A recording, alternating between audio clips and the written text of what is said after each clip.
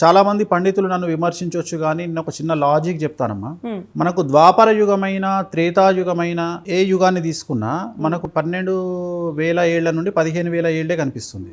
అంటే అంతే 15,000 years maximum. కానీ మనకు శాస్త్రంలో ఎక్కడో రాసింది ఏంటంటే కలియుగం 4.5 లక్షల సంవత్సరాలు అని రాయబడి ఉన్నది. ఆల్రెడీ ఇప్పటికి 4,500 కంప్లీట్ అయింది మన కలియుగం పుట్టి. నాకున్న అవగాహన ప్రకారము 2042, 43 అనేటువంటిది కలియుగ అంతంగా నేను భావిస్తున్నాను. అంటే నాకున్న సబ్జెక్ట్ పరంగా చెప్తున్నా, నేను ఏదో ఇండివిజువల్గా ఆలోచించి చెప్పట్లేదు. సో నా సొంతగా నాకున్న సబ్జెక్టు మీద బేస్ చేసుకొని నాకున్న అవగాహనను ఇచ్చినటువంటి సర్వార్థ చంద్రిక కావచ్చు, కొన్ని జ్యోతిష్యపురమైనటువంటి బుక్స్ను బేస్ చేసుకొని 2042, 43 మేబీ కలియుగ అంతము అనేటువంటిది అప్పటి వరకు అయితే ఉండదు. కానీ 2028 వరకు మాత్రం ఈ 30 నుండి కంటిన్యూగా 26, 27, 23 సంవత్సరాలు ఎండింగ్ వరకు ఖచ్చితంగా పెను సంచలనాలు, ప్రకృతి వైపరీత్యాలు, ఒక సందర్భంలో ఒక సంవత్సరం మనకు ఫుడ్ దొరకకపోవడము, అంటే ఫుడ్ రీచ్ అవ్వకపోవడం జనాలకు. ఉదాహరణ, ఇప్పటికే మనము చాలా మంది మూర్ఖులు ఎవరెవరినో విమర్శిస్తారు కానీ కొన్ని విషయాలకు రారు. మనకు ప్రతిరోజు 50 లక్షల లీటర్లు కావాలి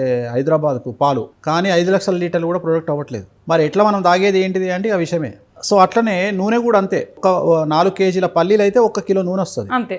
కానీ మనం 90 రూపాయలకే నూనె తీసుకుంటున్నాం. అవును. సో అది నూనె కాదు, కలుషితం, కల్తీ మొత్తం. సో అదే చెప్తున్నా. సో ఇవన్నీ కూడా మనకు ఎక్కడనో దగ్గర బాగా విపరీతమైన నెగిటివ్ ఆరోగ్యపరమైన ఇబ్బందుల్ని ఇక మీదట రాబోతున్నాయి. అవే ఈ సంవత్సరం రవి అధిపతి సంచలనాలు దాటిస్తాయి.